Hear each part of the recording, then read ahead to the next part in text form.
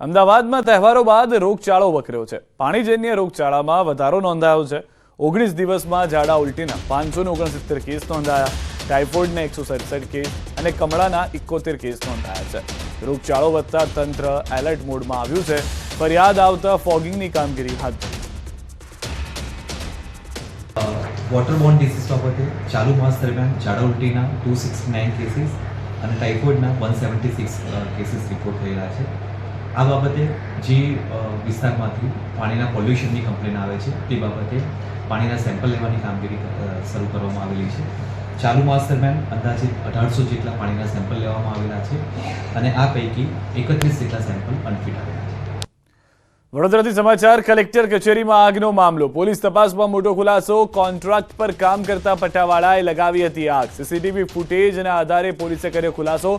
પટાવાળાની ફરજ બજાવે છે આકાશ સોનારા। પોલીસ પૂછપરછમાં આરોપીએ કરી કબૂલાત।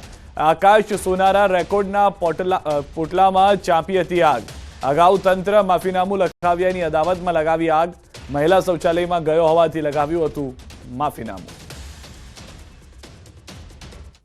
લાગ જોઈ અને પોતાનો બદલો લેવા માટે આ કૃત્ય કરેલ હોવાનું એમણે આપણને કેફિયત આપેલી છે અને આ અગાઉ એણે નવરાત્રિમાં પણ કાચ ફોડવાનો કરેલો હતો પ્રયાસ અને તે સમયે નાનો કાચ હતો અને કોઈએ એવું નોંધ નહોતી લીધી કે એનું કોઈ જાણ નહોતી કરી અને એની વિશે કોઈ તપાસ નહોતી થઈ।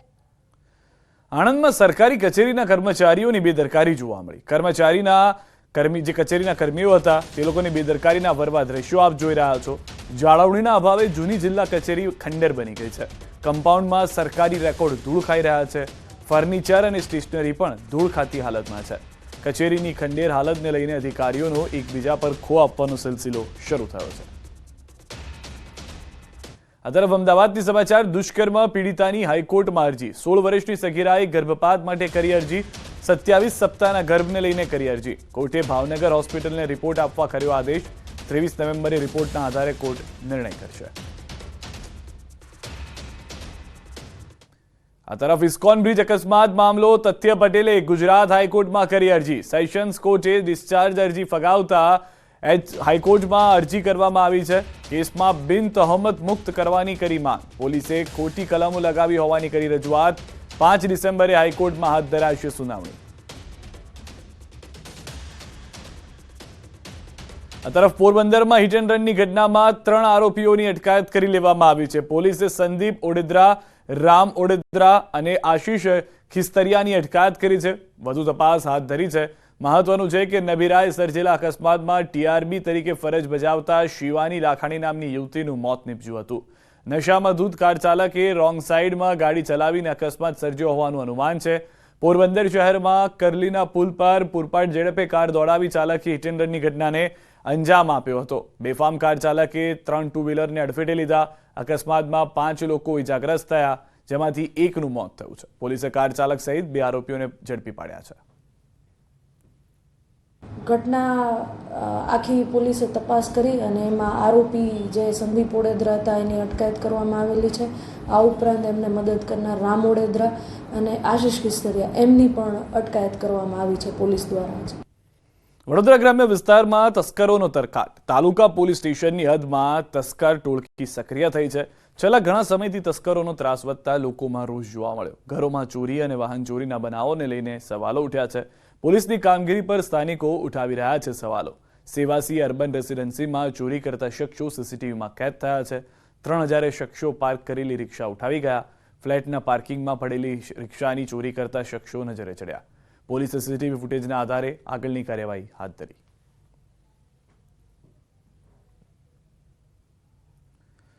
સુરત મહાનગરપાલિકા સામે વધુ એકવાર સવાલો ઉઠ્યા છે। સુરતમાં એસએમસીએ બેદરકારી કે બુદ્ધિનું પ્રદર્શન કર્યું તેવો સવાલ ઉઠ્યો છે। શહેરમાં આડેધડ બનાવેલા સ્પીડ બ્રેકરને લીધે સતત અકસ્માત સર્જાઈ રહ્યા છે। સફેદ પટ્ટા ન હોવાથી નિર્દોષ લોકો અકસ્માતનો ભોગ બની રહ્યા છે। તેવામાં રાત્રિના સમયે સ્પીડ બ્રેકર ન દેખાતા લોકો ઊંધે કાંધે ગોથા ખાઈ રહ્યા છે। 2 વ્હીલર સહિત રિક્ષાઓ પણ પલટી મારી રહી છે। વારાફરતી લોકો પટકાઈ રહ્યા હોય તેવા લાઈવ દ્રશ્યો જોવા મળ્યા છે। સુરતના પૂણા વિસ્તારમાં રેશમા સર્કલ પાસે સ્પીડ બ્રેકર દેખાતો ન હોવાથી લોકોના જીવલેણ અકસ્માતો થઈ રહ્યા છે। શું એસએમસી કોઈનો ભોગ લેવાની રાહ જોઈ રહી છે?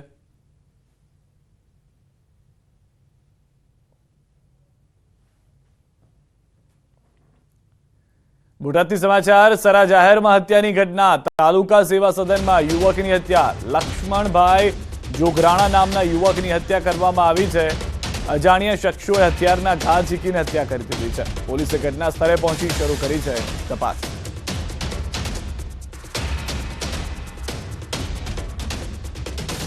આ તરફ જામનગર પોલીસે જૂનાગઢમાંથી કોલ સેન્ટરનો પર્દાફાશ કર્યો છે જામનગરના કેટલાક ખેડૂતોએ પોલીસમાં ફરિયાદ નોંધાવી હતી કે તાડપત્રી અને દવાની એજન્સી આપવાના નામે ઠગાઈ કરવામાં આવી રહી છે ફરિયાદના આધારે પોલીસે જૂનાગઢમાંથી 5 મહિલા સહિત 11 શખ્સોને ઝડપી લીધા છે આરોપીઓ ખેડૂતોને ફોન કરી ટાર્ગેટ કરતા સમગ્ર સૌરાષ્ટ્ર વિસ્તારમાં અનેક ખેડૂતોને વિશ્વાસમાં લઈ નાણાં પડાવ્યા હોવાનું જાણવા મળ્યું છે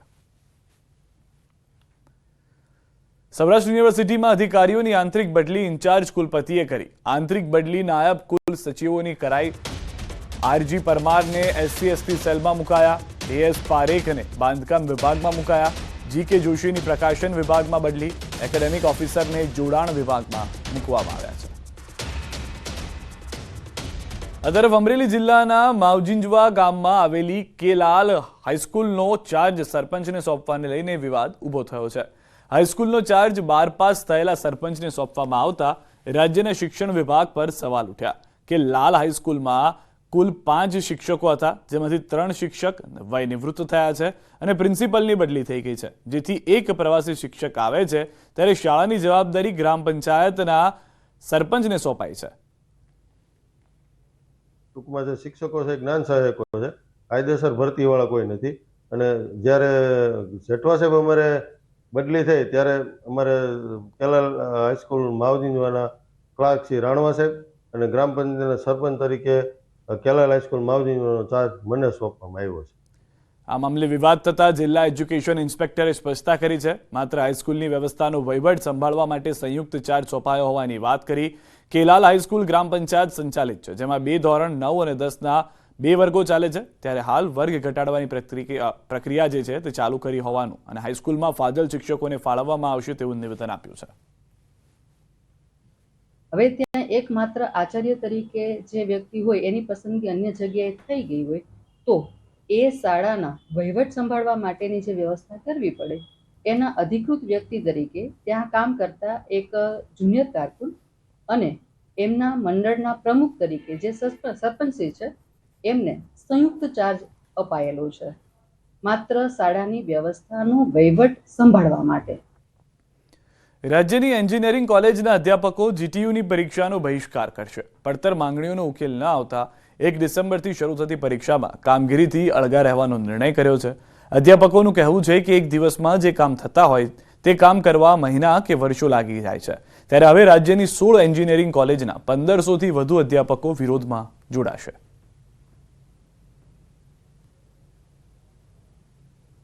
23 ઓક્ટોબરે માનનીય મુખ્યમંત્રીશ્રીને મળ્યા એમની સ્પષ્ટ સૂચના હતી વિભાગને કે ભાઈ આમનું 15 દિવસમાં આ બધા પ્રશ્નોનું નિરાકરણ આવી શકે એમ છે અને લાવી દો અને શક્યતા જરૂર પડે ત્યાં મારા ધ્યાને લાવો એમ છતાં સોલ્યુશન ન આવતું હોવાથી હવે આ ભારે હૃદયથી અમારા આગામી કાર્યક્રમ જાહેર કરવો પડ્યો છે વિશ્વભરમાં સમાજ સેવા કલાત્મક મંદિરો અને ઉચ્ચ અભ્યાસુ સંતો માટે જાણીતી BAPS સંસ્થામાં વધુ 60 સંતોને દીક્ષા આપવામાં આવી બોચાસણમાં BAPS સ્વામિનારાયણ સંસ્થાના વડા મહંત સ્વામીના સાનિધ્યમાં ઉચ્ચ શૈક્ષણિક લાયકાત ધરાવતા 60 યુવાનોએ પાર્ષદી દીક્ષા બાદ ભાગવતી દીક્ષા લીધી આ 9 યુવાનોએ chemical engineering computer engineering pharmacy IIMમાં MBAની ડિગ્રી સહિતનો અભ્યાસ કરેલો છે ત્યારે દુનિયાના પ્રલોભનો છોડીને સંત તરીકે દીક્ષા લઈ સમાજ સેવા માટે સાધુતાના માર્ગે પ્રયાણ કર્યું છે સંતોના દીક્ષા સમારોહમાં ઉપસ્થિત રહીને માતા પિતાએ પણ ખુશી ખુશી આશીર્વાદ આપ્યા હતા પણ મને લાગ્યું જો મારી બુદ્ધિશક્તિ મારી આવડત મારો અભ્યાસ મારું બેકગ્રાઉન્ડ મારો અનુભવ જો સમાજ સેવાના કામની અંદર અધ્યાત્મ સેવાના કામની અંદર જો વપરાય તો કેટલું સારું અને બીજી વસ્તુ એ હતી કે મને એવું લાગ્યું મારા અનુભવ પરથી અભ્યાસ પરથી દરેક માટે પેરામીટર્સ જુદા જુદા હોઈ શકે છે but for me there is nothing in this world which gives me uninterrupted continuous experience of joy except God ભગવાન સિવાય આ દુનિયાની અંદર કોઈ પણ વસ્તુ કોઈ પણ ડિગ્રી કોઈ પણ પોઝિશન એવી નથી કે જે મને સતત અને કાયમ સુખ આપી શકે અમે નાના હતા એ વખતે જ સત્સંગ પ્રવૃત્તિની અંદર જતા મંદિરે જતા પછી જેમ જેમ ભણતા ગયા એમ દુનિયાનો પણ ખ્યાલ આવતો ગયો. પરમ પૂજ્ય પ્રમુખ સ્વામી મહારાજનું જીવન પણ ખૂબ ઊંડાણથી જોયું અને એટલે ખ્યાલ આવ્યો કે જો આ દુનિયાની અંદર કંઈક સારું કરવું હોય, જો સમાજ સેવા કરવી હોય, સમાજ માટે કંઈક સારું કરવું હોય અને આખી દુનિયાને તમે કંઈક જો આપી શકો એવા કોઈ સારામાં સારા સેક્ટરમાંનું એક સેક્ટર હોય તો આ સંત સમાજ છે. પ્રમુખ સ્વામી મહારાજે ફક્ત આધ્યાત્મિક દ્રષ્ટિએ જ સમાજને કંઈ આપ્યું એવું નથી, પણ સમાજ સેવા, લૌકિક દ્રષ્ટિએ, સાંસારિક દ્રષ્ટિએ, બધી જ દ્રષ્ટિએ સમાજને એમણે કંઈક આપ્યું છે. એટલે એના મમ્મીની વર્ષો જૂની ઈચ્છા હતી અને જ્યારે એના ગર્ભમાં હતો ત્યારથી જ ઈચ્છા હતો કે જો મારો દીકરો આવશે તો ભવિષ્યમાં મારે એને સાધુ તરીકે મહંત સ્વામી પ્રમુખ સ્વામીના ચરણે અર્પણ કરવો છે અને એમને પણ ખ્યાલ હતો. અને પછી 2017માં એમની જ્યારે બર્થડે હતી ત્યારે એમણે પત્ર અમને વોટ્સએપ મેસેજ કર્યો કે the best and the biggest gift I can give you on your birthday is to fulfill your all time wish. કહેતા કે તમારી જે કાયમની ઈચ્છા હતી, વર્ષો જેની ઈચ્છા, એ હું ઈચ્છા પૂર્ણ કરું છું અને હું સાધુ તરીકે જવા માગું છું એવો હું સંકલ્પ તમારી સમક્ષ રજૂ કરું છું. એવી ગિફ્ટ એણે એના મમ્મીને એની બર્થડેના દિવસે આપી હતી. એ દિવસે પણ અમને ખૂબ રોમાંચ થયો હતો અને ખૂબ હર્ષ થયો હતો અને આજે જ્યારે ભગવામાં પોતે અમે જોયા ત્યારે અતિશય આનંદની વાત થાય છે. માતા પિતાને ધન્ય છે કે પોતાના દીકરાઓ આપી પાણી ગણી તૈયાર કરીને સ્વામીના ચરણે દઈ દીધા. એટલે એ બહુ મોટી વાત છે. બીજું બધું અપાય પણ દીકરો ના અપાય.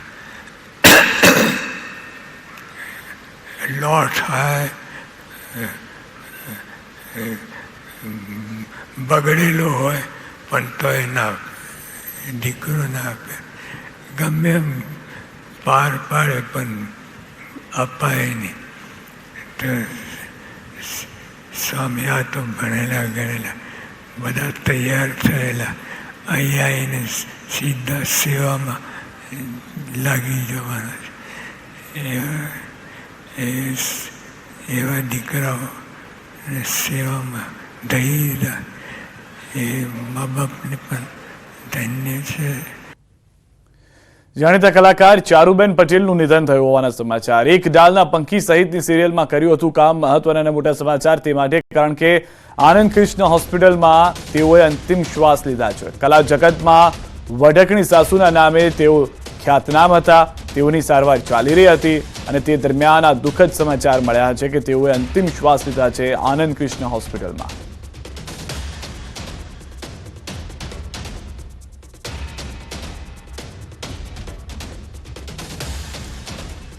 રોકાઈશું એક વિરામ માટે. આપ જોડાયેલા રહો ગુજરાતની number 1 news channel news 18 Gujarati સાથે.